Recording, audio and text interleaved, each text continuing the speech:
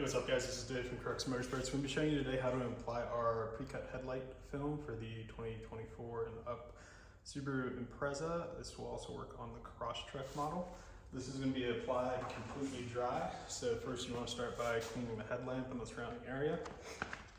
Go ahead and pull the film off the backing material.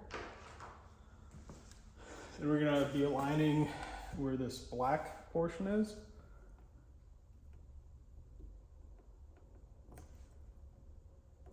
All the way across.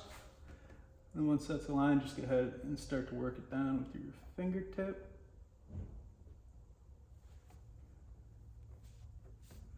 And there's going to be a ridge at this bottom. Just go ahead and work that down as well. Then we're going to hit this with just a little bit of heat. If you don't have a heat gun, you can use a hairdryer.